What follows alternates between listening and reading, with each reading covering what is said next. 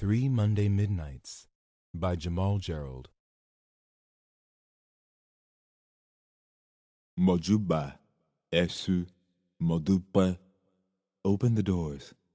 Let's have some fun. I want to be known as troublesome. Ashe, Ashe, Ashe. Part 1. Elvis, known as the king of rock and roll. It's time for a new story to be told. Banish away his catalog and show the world a new dialogue. Burn his legacy and create a new destiny. Let a queen astonish and let the king be demolished. It's Monday at midnight. I'm looking out the window like I'm waiting for a message from God, but I'm only waiting for my takeaway. It'll be here in an hour. I'm thinking of God's opposition, Lucifer. First off, what a beautiful name. I've always been fascinated by him. Yes, he's evil, but there are some traits I find admirable. I love his rebellious nature, and I do love me a problematic fave. My subconscious leads me to the crossroads, where I sit and meditate with the blue waxing crescent smiling. The incense flickers and the smoke twirls.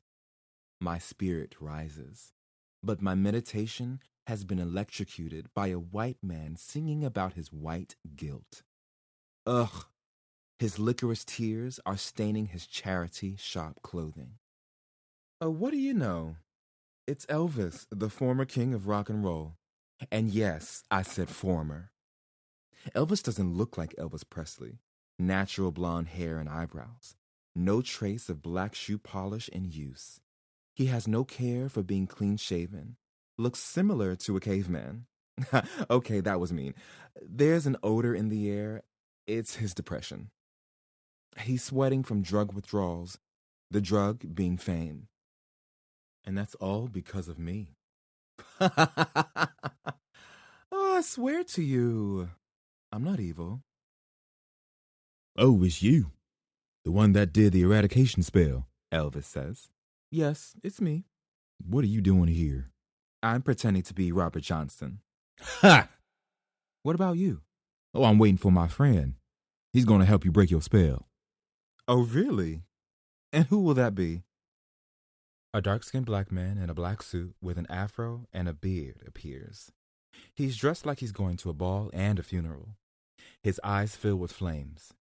Instrumentals of classical music, heavy metal, and blues play interchangeably whilst he walks towards us.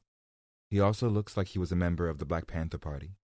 But I don't think he's about that life. Hey, Luce. What's up, El? There was something about Luce's energy that feels tempting. Like he could easily manipulate you into doing something you will regret. A wicked charmer. Luce smiles, gives me a head nod, and says, Hey, I'm Luce. I smile and give a head nod back and say, Hey, I'm Jamal. It's a pleasure to meet you, Jamal. Is that Luce as in Lucifer?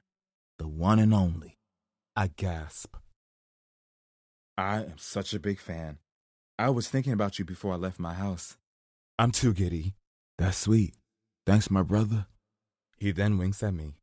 I'm not gonna lie, Luce makes me blush. He's so fine, like damn, oh my God. He also has diamond grills on his teeth. Ah! Elvis shakes his head and looks down at the ground. He looks up and says, Don't be nice to him. We're here because of his mess. Oh, it's you that did the spell? Yes, it was me.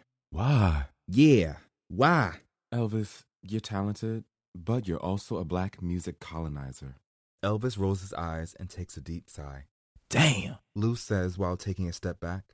Eradicate me, and there'll just be another white man in my place. Aren't you aware of the world that we live in? Yes, I am highly aware, thank you. You know, he's just a white brother that loves black music. Yeah, white people just love black music, don't they? Did he praise black artists? Yes. That's not good enough for me. A white man shouldn't be the king of a black music genre. Okay, I agree. I never invented rock and roll. There are black people way more deserving of being called king or queen. Yes, especially with the number of black artists you ripped off. Does Roy Brown ring a bell, Elvis? Luce makes a cringe face. Damn, boy. Everybody's always ripping off somebody. That is true. Whatever. But Jamal, what about all the black people who loved me? They didn't have a problem. Yeah, I'm one of those black people. Black people love it whenever white people do black things. So, to me, that doesn't even mean anything. Okay, fine. We'll agree to disagree. Yeah, let's do that. I give Elvis a cheeky smile. But what if we both made a deal? Go on. What if I'm never king, but I'm still a rock star, and the stardom I once had goes to a black artist of your choosing? That could work. Who would it be? Luce asks. Well, I would love for rock and roll to be synonymous with Sister Rosetta Tharpe. Oh, I love Miss Tharpe so much. She's such an inspiration to me as an artist. Trust me, I know. I would love it if Elvis's stardom were thrown onto Tharpe's legacy. A black queer woman was a big part of rock and roll, and a lot of people today aren't aware of her influence unless they are music nerds. Yeah, the average person will probably only know about Tina Turner, Luce says. Yeah, you're right. But then again, Jamal, you're a man. So who are you to decide what a black queer woman wants? I gasp again. Luce challenged me. Oh, it's making him even more dreamy. You make a good point, Luce. Oh, Luce, you a feminist? I've been around for a while. I know what's what. Oh, yes, you do. Okay, you got me. I want to shine light onto a black woman instead of a white man.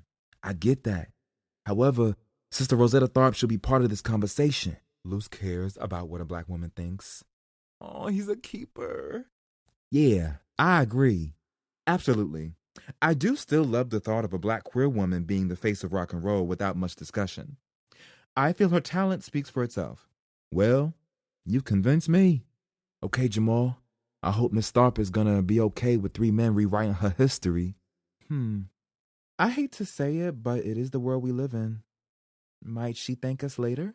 Yes, I know. I'm so problematic. Let's do it and see what happens. Do we have ourselves a deal? Luce says. Yeah, deal. Deal. Jamal, you promise you won't do another eradication spell? Elvis asks. I only did the spell because I was bored. I wanted a reason to entertain myself.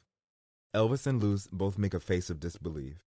Okay, there was some slight resentment too, but what's the point of having magic if I'm not using it for the greater good? You know what? Never mind. Get on with it. Elvis grins and I kiss my teeth. I'm trying to hide my smile. Luce snaps his fingers and Elvis disappears with a golden star floating in the air. The wind kisses Luce and I. We then hear Elvis singing Hound Dog, recorded originally by Big Mama Thornton.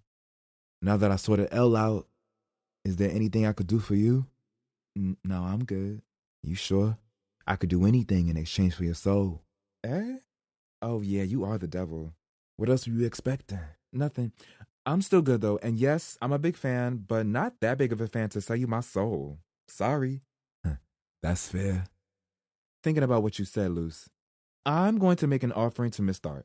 Sit by her altar, have a conversation with her, and see what she wants. I wanted to do something nice for her. A gift, you know? I hear you. Find out if it's a gift she would have wanted. And if you need help with anything, let me know. Thanks. I'll keep that in mind.